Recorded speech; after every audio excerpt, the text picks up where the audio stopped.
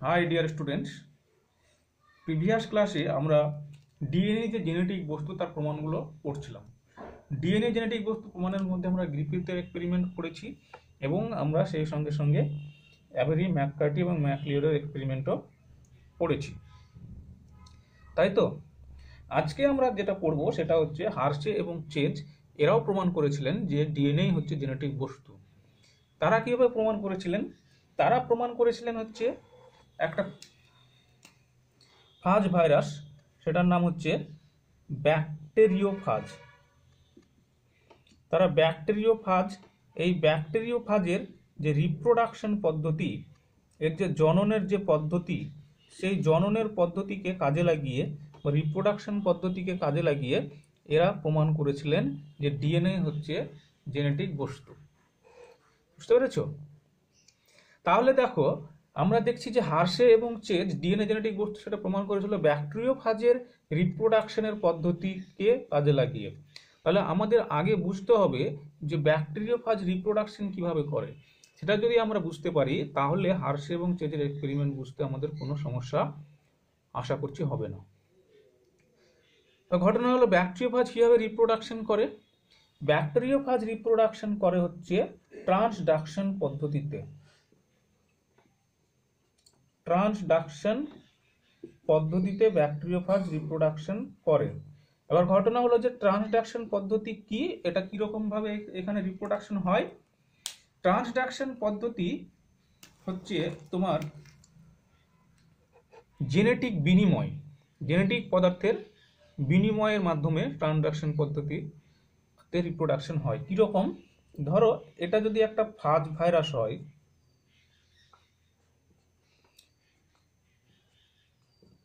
এটা মনে করো একটা ফাজ ভাইরাস, এর একটা নিজস্ব ডিএনএ আছে, আর এটা মনে করো একটা ব্যাকটেরিয়া, এরও নিজস্ব জেনেটিক বস্তু আছে, ঠিক আছে। এবার ফাজ ভাইরাস কি করে? ফাজ ভাইরাস এই ব্যাকটেরিয়াকে আক্রমণ করে, অর্থাৎ ব্যাকটেরিয়ার উপর বসে। তাহলে এই ফাজ ভাইরাসটা যদি ব্যাকটেরিয়ার উপর বসে তাহলে কীরকম হবে? এই ফাজ ভাইরাসটা এরকমভাবে এই ব্যাকটেরিয়ার উপর বসে, ব্যাকটেরিয়াকে আক্রমণ করে। আক্রমণ করার পর ফাজ ভাইরাসের যে নিজস্ব ডিএনএ এখানে আছে, সেই ডিএনএটা ব্যাকটেরিয়ার মধ্যে প্রবেশ করে, ঠিক আছে। অর্থাৎ এই ঘটনাটা এইভাবে ঘটে, ফাজ ভাইরাস এই ব্যাকটেরিয়ার মধ্যে প্রবেশ করার পর ফাজ ভাইরাসের সমস্ত পার্টগুলো ভেঙে ভেঙে টুকরো টুকরো হয়ে যায়, খণ্ড খণ্ড হয়ে যায়, এরকম খণ্ড খণ্ড হয়ে যায় এবং ডিএনএটা এখানে বেরিয়ে যায়। এবার এই যে জেনেটিক বস্তু, সেই জেনেটিক বস্তুটা কি হয়? এই যে ব্যাকটেরিয়া, অর্থাৎ এখানে হোস্টকে ব্যাকটেরিয়া হোস্ট, এই ব্যাকটেরিয়ার যে জেনেটিক পদার্থ তার মধ্যে ফাজের ডিএনএটা বা জেনেটিক পদার্থটা প্রবেশ করে। প্রবেশ করার পর এই যখন ব্যাকটেরিয়াল ডিএনএটা কি করে? রিপ্রোডাকশন করে। ব্যাকটেরিয়াল ডিএনএটা কি করে? যখন রেপ্লিকেশন করে আবার ডিএনএ কপি তৈরি করে, তখন কি হয়? এই ডিএনএটারও কপি হয়ে যায়। যখন এই ডিএনএটার কপি হয়ে যায় তখন এটা আবার ভেঙে যায়, ভেঙে গিয়ে এই ডিএনএটা কি করে? ফাজ ডিএনএতে আবার যায়, ফাজের মধ্যে আবার যায়, গিয়ে আবার নতুন করে একটা ফাজ ভাইরাস গঠন করে। এই পদ্ধতিতে, অর্থাৎ এখানে কি ঘটছে? এখানে ফাজ ভাইরাস নিজের ডিএনএটাকে হোস্ট ডিএনএর মধ্যে প্রবেশ করিয়ে নিজের ডিএনএ রেপ্লিকেশন বা কপি তৈরি করছে। এই রকমভাবে ফাজ ভাইরাস নিজের রিপ্রোডাকশনটা করছে, ঠিক আছে। এবং এই ফাজ ভাইরাসটা যখন পরবর্তী আবার অন্য ব্যাকটেরিয়াকে আক্রমণ করে, তখন সে ফাজ ভাইরাসের মধ্যে এর যে সামান্য ডিএনএ, ব্যাকটেরিয়ার ডিএনএটা প্রবেশ করেছিল, সেটা এই ব্যাকটেরিয়ার মধ্যে চলে আসে। এইখান থেকে একটা হোস্ট থেকে আর একটা হোস্টের মধ্যে যে ডিএনএর যে পরিবহন, জেনেটিক পদার্থের যে পরিবহন ঘটছে ফাজ ভাইরাসের মাধ্যমে, এই কমপ্লিট প্রসেসটাকে বলা হয় ট্রান্সডাকশন। এই কমপ্লিট প্রসেসটাকে বলা হয় ট্রান্সডাকশন। আর আমরা অত দূর যাব না, আমরা যা দেখবো যে ফাজ ভাইরাস কিভাবে রিপ্রোডাকশনটা করছে। সে করছে কি? তার নিজের জেনেটিক পদার্থটাকে হোস্টের জেনেটিক পদার্থের মধ্যে ইনকর্পোরেট করে দিচ্ছে, তার মধ্যে প্রবেশ করিয়ে দিচ্ছে। এইভাবে ফাজ ভাইরাস রিপ্রোডাকশন করে, ঠিক আছে। তো এটা আমরা রিপ্রোডাকশনটা জানলাম। এবার আমাদের যে হার্শে এবং চেজের যে পদ্ধতিটা সেটা বুঝতে সুবিধা হবে। হার্শে এবং চেজ কি করলো, তারা এরকম ব্যাকটেরিওফাজ নিল,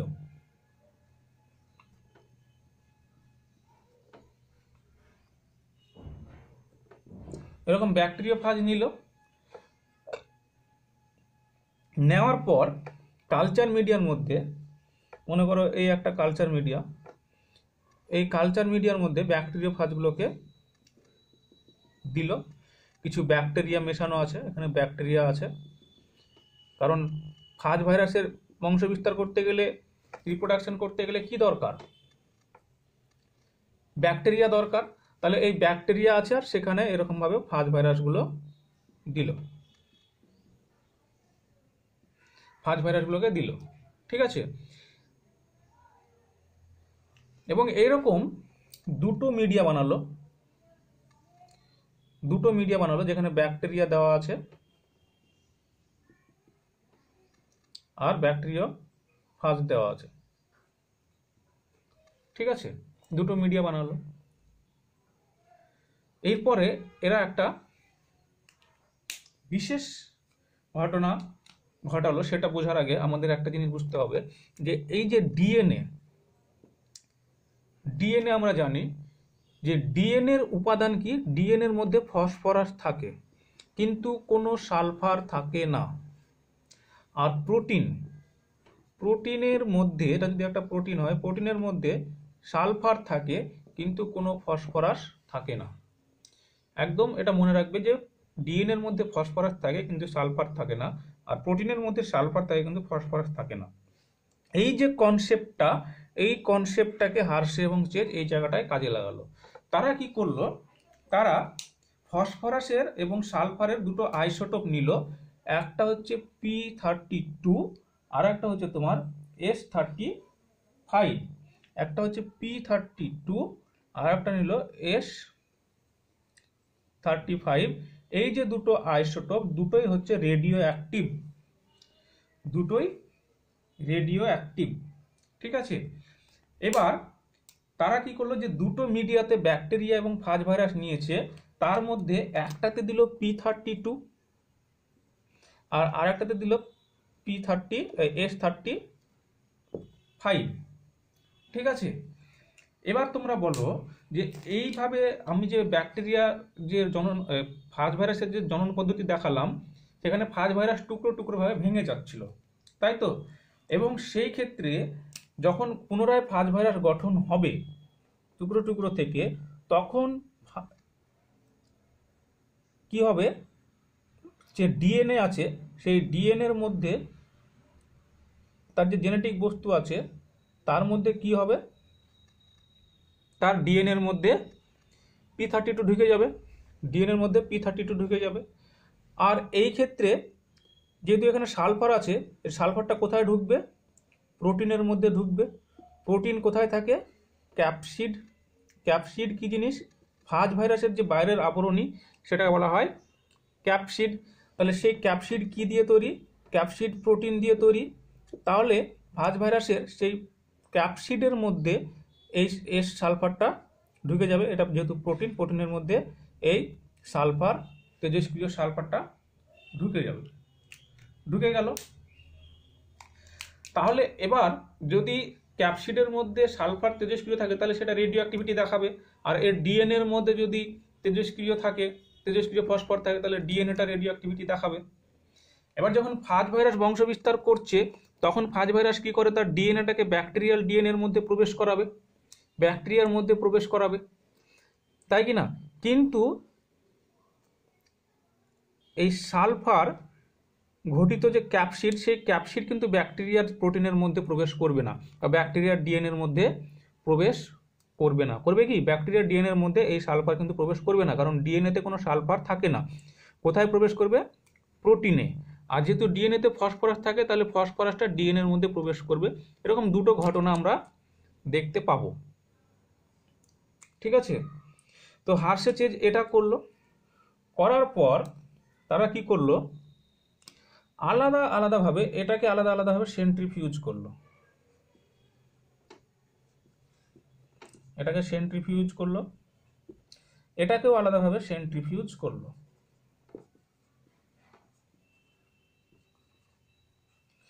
সেন্ট্রিফিউজ করার পর টেস্ট টিউবে এনে যখন সেন্ট্রিফিউজ করলো, এই একটা টেস্ট টিউব, এই একটা টেস্ট টিউব, দুটো টেস্ট টিউবে, এটাতে মনে করো P32 আছে আর এটাতে মনে করো S35 আছে, ঠিক আছে। সেন্ট্রিফিউজ করার পর কখন সেন্ট্রিফিউজ করলো, যে এই যে প্রসেসটা হলো, প্রসেস হয়ে যাওয়ার পর ফাজগুলোকে আলাদা করে নিল, ব্যাকটেরিয়াগুলোকে আলাদা করে নিল, এখানে ফাজগুলোকে আলাদা করে নিল, ব্যাকটেরিয়াগুলোকে আলাদা করে নিল, দিয়ে এবার কি করছে, সেন্ট্রিফিউজ করছে। সেন্ট্রিফিউজ করার পর দেখা যাচ্ছে যে এগুলো ভারী, ব্যাকটেরিয়াগুলো নিশ্চয়ই ভারী, ফাজগুলো হালকা, ব্যাকটেরিয়া ফাজগুলো তো ভারীগুলো তলায় পড়বে সেন্ট্রিফিউজ করলে পারে, এই ক্ষেত্রেও ভারীগুলো তলায় পড়বে, তার মানে ব্যাকটেরিয়াগুলো কোথায় পড়বে, একদম নিচে। নিচে কোনগুলো থাকবে, ব্যাকটেরিয়াগুলো থাকবে। আর ওপরের দিকে কে থাকবে, এই যে সুপারনেটেন্ট, এইখানে কে থাকবে, এখানে ফাজের যে ক্যাপসিড অর্থাৎ ফাজগুলো থাকবে, এখানেও তাই উপরের দিকে ক্যাপসিডগুলো বা ফাজগুলো থাকবে, তাই তো। এবার হিসাব মতো যে এখানে একটা ধরো যে আমরা তো P32 কার মধ্যে ঢুকতে দেখেছি, ফাজ ভাইরাসের মধ্যে ঢুকতে দেখেছি, S35 কার মধ্যে দেখতে দেখেছি, ফাজের মধ্যে ঢুকতে দেখেছি। তাহলে সেন্ট্রিফিউজ করার পর হিসাব মতো P32 কোথায় পাওয়া উচিত, ক্যাপসিডের মধ্যে পাওয়া, এই ফাজ ভাইরাসের মধ্যে পাওয়া উচিত উপরের দিকে, কিন্তু না, দেখা যাচ্ছে যে রেডিও অ্যাক্টিভিটি এই অঞ্চলটাতে দেখা যাচ্ছে, এই অঞ্চলটাতে রেডিও অ্যাক্টিভিটি দেখা যাচ্ছে এই অঞ্চলে খুবই কম। তার মানে কি প্রমাণ হলো, যে ফাজ থেকে ডিএনএটা কার মধ্যে প্রবেশ করেছে, ব্যাকটেরিয়ার মধ্যে প্রবেশ করেছে। ফাজ থেকে ডিএনএটা ব্যাকটেরিয়ার মধ্যে প্রবেশ করেছে। আর এই ক্ষেত্রে কি দেখা যাচ্ছে, যে এইখানে রেডিও অ্যাক্টিভিটি একেবারে কম। কম কেন, কিছুটা একবারই নেই এরকম কেন নয়, কম কেন বলছি, তার কারণ হচ্ছে এই যে ব্যাকটেরিয়ার সঙ্গে তো ফাজ যুক্ত ছিল। এবার দেখা যাচ্ছে সমস্ত ফাজগুলোকে ব্যাকটেরিয়া থেকে আলাদা করা যায়নি, কিছু হয়তো এই ব্যাকটেরিয়ার সঙ্গে যুক্ত হয়ে আছে। তাহলে এইখানে যে ব্যাকটেরিয়াটা থিতিয়ে পড়ে আছে তার সঙ্গে যদি ফাজ থাকে, তো এই ফাজে তো ফাজের ক্যাপসিডে তো কি আছে, S35 আছে। তাহলে এই ব্যাকটেরিয়াটা কিছুটা তেজস্ক্রিয়তা দেখাবে, সেই জন্য বলছে যে এইখানে তেজস্ক্রিয়তা কম ফাজের মধ্যে, ব্যাকটেরিয়ার মধ্যে, কিন্তু তেজস্ক্রিয়তা কোথায় বেশি, এই সুপারনেটেন্ট যেখানে ব্যাকটেরিওফাজ আছে, তাই তো। তার মানে আমরা বলতে পারি যে প্রোটিনটা কিন্তু ব্যাকটেরিয়ার মধ্যে প্রবেশ করেনি, এইখানে ব্যাকটেরিওফাজের যে ডিএনএটা সেটা এর মধ্যে প্রবেশ করেছে, ব্যাকটেরিয়ার মধ্যে প্রবেশ করেছে। তার মানে কি প্রমাণিত হলো, যে ট্রানস্ট্রাকশনের মাধ্যমে কি প্রবাহিত হয়, জেনেটিক পদার্থ প্রবাহিত হয়। এবার এখানে কি প্রবাহিত হচ্ছে, এক জায়গা থেকে আরেক জায়গায় কি যাচ্ছে, ডিএনএ যাচ্ছে, জেনেটিক পদার্থটা যাচ্ছে, ডিএনএটা যাচ্ছে। তার মানে আমরা কি বলতে পারছি, যেহেতু ট্রানস্ট্রাকশনে জেনেটিক পদার্থ আদান প্রদান ঘটে, এক্ষেত্রে ব্যাকটেরিওফাজের ডিএনএ আদান প্রদান ঘটলো, তার মানে ডিএনএ হচ্ছে জেনেটিক পদার্থ, বুঝতে পারলো, প্রমাণ হয়ে গেল।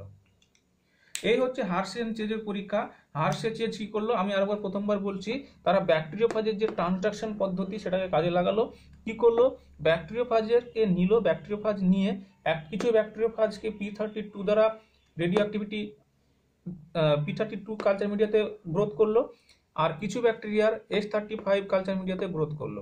S35 যেহেতু সালফার যেহেতু প্রোটিনের কম্পোনেন্ট, তাই ব্যাকটেরিওফাজের প্রোটিনের সঙ্গে যুক্ত হবে। আর ডিএনএ যেহেতু P32 যেহেতু ডিএনএ কম্পোনেন্ট, তাই এটা ডিএনএ সঙ্গে যুক্ত হবে। এবার ডিএনএ সঙ্গে যুক্ত হওয়ার পর এই ব্যাকটেরিওফাজ এবং ব্যাকটেরিয়াগুলোকে একসঙ্গে আমি সেন্ট্রিফিউজ করলাম। সেন্ট্রিফিউজ করার পর যেহেতু ব্যাকটেরিয়াগুলো ভারী, তাই এগুলো তলায় থিতিয়ে পড়বে, আর যেগুলো ব্যাকটেরিওফাজ সেগুলো হালকা, তাই উপরে চলে আসবে। সেন্ট্রিফিউজ করার পর দেখতে পাচ্ছি যে আমার ডিএনএ পাওয়ার কথা ছিল ব্যাকটেরিয়ার মধ্যে, কিন্তু সেটা চলে এসছে কোথায়, ব্যাকটেরিওফাজের মধ্যে কিন্তু চলে এসছে ব্যাকটেরিয়ার মধ্যে। তার মানে জেনেটিক পদার্থের আদান প্রদান ঘটেছে, এটা ডিএনএ। তার মানে এখানে ডিএনএ হচ্ছে জেনেটিক পদার্থ।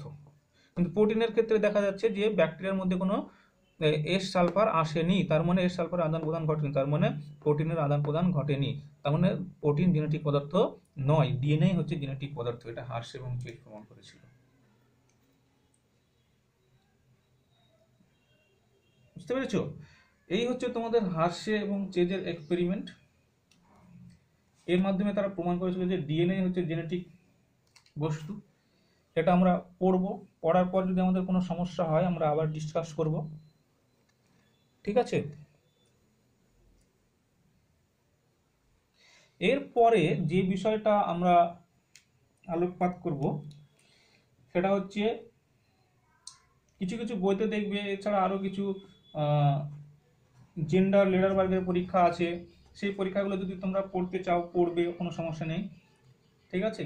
যেহেতু সিলেবাসে নেই তাই আমি এগুলো নিয়ে আর আলোচনা করছি না। কেমন? এই তিনটে এক্সপেরিমেন্ট তোমরা অবশ্যই অবশ্যই পড়বে, কারণ হচ্ছে তিনটের মধ্যে একটা কখনো কখনো চলে আসে, মাঝে মধ্যেই দিয়ে দেয় পরীক্ষায়, তখন লিখতে হয়। বেশি আসে হচ্ছে গ্রিফিথ এবং তোমার যে অ্যাবেরি ম্যাককার্টির পরীক্ষা, সেটা বেশি আসে। হার্শিতে যেটা একটু কম আসে, আসে না এমন নয়, কিন্তু তোমরা সবগুলোই পড়বে, ঠিক আছে? তাহলে আমরা কি জেনে গেলাম? আমরা জেনে গেলাম যে ডিএনএ হচ্ছে জেনেটিক বস্তু। ডিএনএ হচ্ছে জেনেটিক বস্তু, অর্থাৎ এক জেনারেশন থেকে পরবর্তী যে জেনারেশন, এক জেনারেশন থেকে পরবর্তী জেনারেশনে যে বংশগত বৈশিষ্ট্যগুলো পরিবহন ঘটে সেইগুলোকে পরিবহন করছে ডিএনএ। ডিএনএর মাধ্যমে পরিবাহিত হচ্ছে। আর কিছু কিছু ভাইরাস, যেগুলো আরএনএ ভাইরাস, তাই তো, আরএনএ ভাইরাস, যেমন হচ্ছে টিএমভি, টোব্যাকো মোজাইক ভাইরাস। এই টিএমভির জেনেটিক বস্তু হচ্ছে আরএনএ। টিএমভি জেনেটিক বস্তু হচ্ছে আরএনএ, ঠিক আছে? তো এইরকম আরএনএ ভাইরাসের ক্ষেত্রে মেন জেনেটিক পদার্থ যেটা বংশগত বৈশিষ্ট্য বহন করে সে হচ্ছে আরএনএ, কিন্তু নর্মালি সমস্ত অর্গানিজমের ক্ষেত্রে জেনেটিক পদার্থ হচ্ছে ডিএনএ, যে বংশগত বৈশিষ্ট্যগুলিকে বহন করে। এবার আমরা যখন বংশগত বৈশিষ্ট্য বহনকারী পদার্থ জেনে গেছি ডিএনএ আরএনএ, তাহলে এবার আমাদের কি কাজ হবে? এরা বংশগত বৈশিষ্ট্যগুলো কিভাবে পরিবহন করে, কিভাবে এরা যে বিভিন্ন বৈশিষ্ট্যগুলো প্রকাশ ঘটায়, এদের গঠন কীরকম, কি কি নিয়ে এরা তৈরি, সেই বিষয়গুলো আমাদের এবার জানা দরকার, তাই কি না? তাহলে এবার আমরা যেটা জানবো সেটা হচ্ছে ডিএনএ এর গঠন, আরএনএ এর গঠন, আরএনএ এর কতগুলো টাইপ আছে সেগুলো একটু দেখব। তারপরে হচ্ছে ডিএনএ থেকে আরএনএ তৈরি হয়, সেই আরএনএ থেকে কি তৈরি হয়? প্রোটিন তৈরি হয়। ডিএনএ থেকে এমআরএনএ তৈরি হয়, সেই এমআরএনএ থেকে প্রোটিন তৈরি হয়। এই প্রোটিন উৎপাদনের মাধ্যমে, প্রোটিন তৈরির মাধ্যমেই হচ্ছে জিন এর বহিঃপ্রকাশ ঘটে। জিনের বহিঃপ্রকাশ কিভাবে ঘটে? প্রোটিন সিনথেসিসের মাধ্যমে। প্রোটিন সিনথেসিস কি পদ্ধতিতে হয়? ট্রান্সলেশন পদ্ধতিটা বলা হয় ট্রান্সলেশন। ডিএনএ থেকে আরএনএ কি পদ্ধতিতে হয়? রেপ্লিকেশন। আর ডিএনএ থেকে আরএনএ হয় ট্রান্সক্রিপশন পদ্ধতিতে, আর ডিএনএ থেকে ডিএনএ হয় রেপ্লিকেশন পদ্ধতিতে। তাহলে আমরা যেগুলো পড়ব সেটা হচ্ছে ডিএনএ এর গঠন পড়ব, আরএনএ এর গঠন পড়ব, ডিএনএ থেকে আরএনএ অর্থাৎ ট্রান্সক্রিপশন পড়ব, আরএনএ থেকে আবার প্রোটিন অর্থাৎ ট্রান্সলেশন পড়ব, আবার ডিএনএ থেকে ডিএনএ হচ্ছে সেটা রেপ্লিকেশন, এগুলো পড়ব। সব শেষে কি পড়ব? জিনের বহিঃপ্রকাশ, অর্থাৎ জিনের বহিঃপ্রকাশ কিভাবে ঘটছে, ঠিক আছে? এইগুলো আমরা পড়ব, ঠিক আছে? আজকের মতো এই পর্যন্তই।